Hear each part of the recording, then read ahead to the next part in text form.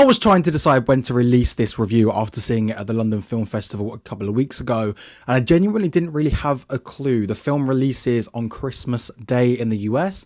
It doesn't come out until the 20th of February 2026 in the UK. We've been shafted once again with these release dates. And the trailer dropped a couple of days ago, so I thought there is no better time than to release this review. The Testament of Anne Lee was one of the most anticipated films of the festival for me. Something about Mona Fastvold and Brady Corbet teaming up once again after last year's Oscar winning The Brutalist, Amanda Seyfried returning to the musical genre, which is also about the leader of a religious group.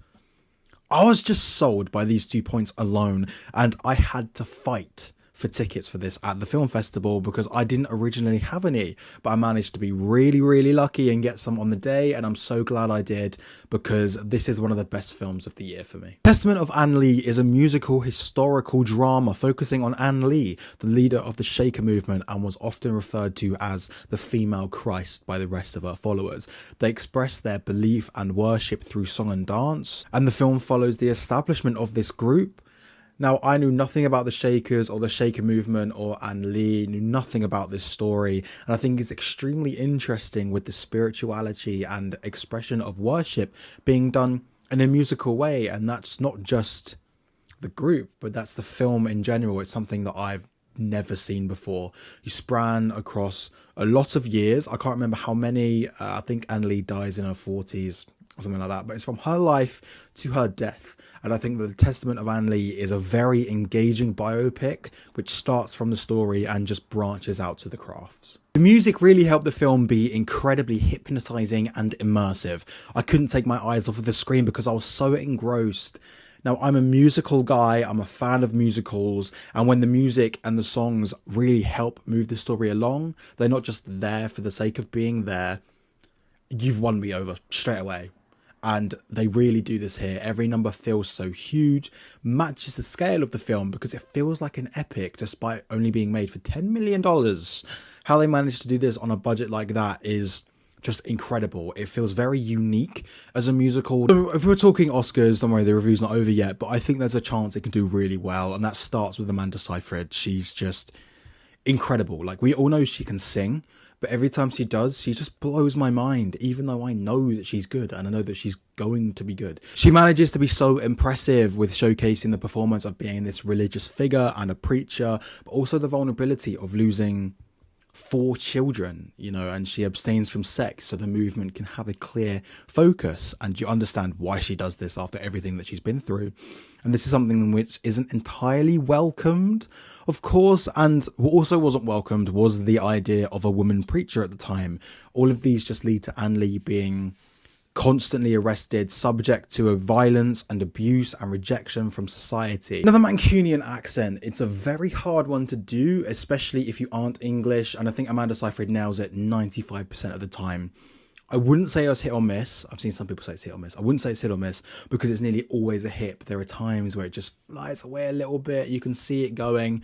But there are times where you don't notice that as well. But she's so good in this film anyway. She's one of those where lead actress is a very stacked category. I think she's currently at like 6 or 7. She's pushing that 5, but hopefully she can get in because I really rate her performance in this. Daniel Blumberg also returns to the Corbet and Fastvold team after winning the Oscar last year for The Brutalist, and I really like the score in this film. It really builds that immersive atmosphere where you're sort of transcended into the story, where you feel like you are in a musical number or in the scenes with them. The score did draw from original Shaker hymns, which I really like, but I don't know how much of the score would be original and fit with the eligibility rules, because there's like a certain number. I don't know if the score hit that. But if it did, it would be such a deserving nomination, and I really would love it to get in there. Song is the same. I really enjoyed the songs. I cannot wait until they're released as an album so I can actually listen to them. But I know, again, they were adapted from original Shaker hymns, so I'm not sure about the eligibility for a lot of them. But I know that there are a few songs in which Daniel Blumberg wrote himself, so they are a shout. And I'm really hoping everything is eligible because everything here deserves an Oscar nomination at least. Costume design was really nice. It really transforms everything back to the 18th century and works hand in hand with the production design to do this. I'd love for it to get into both, but I feel like costume design has more of a chance, just simply because the production design is very impressive, of course, but I feel like the costume design was just stunning. And the production design, there's a lot going on in that category this year. I feel like costume design is sort of the way in for Ang Lee. We're talking picture, director, cinematography, editing, some of those. I think it fully depends on how the film is perceived. My main thought coming out of the film was that there are going to be people who absolutely love the film, me, and some people who do not favour it in the slightest. Audiences, I think, will be torn. Critic reviews are mainly positive, but there's some which aren't as positive. So I think it is going to be a little divisive, which is why I don't think picture's happening right now. And I feel like to get picture, even though the directing is great, the cinematography is great, the editing is good, I feel like it needs picture to get into some of these categories because of how tough a lot of the tech categories are this year, because they are very tough. I would love for it to get into Best Picture, though. I think it's one of the best films of the year for me. It deserves to be there. And to be fair, it does seem to be picking up a bit of movement as we approach the end of the year. It finally got distribution in Searchlight, which I think is massive. The trailers come out, people have reacted kind of well to it.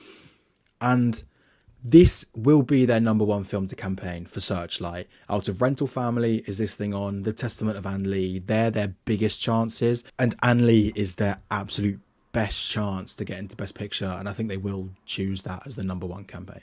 Yeah, I absolutely loved The Testament of Ang Lee. It's currently my 4th favourite film of the year. It's in the top 4 currently. That's how much I loved it. I was fully immersed and hypnotised by the film.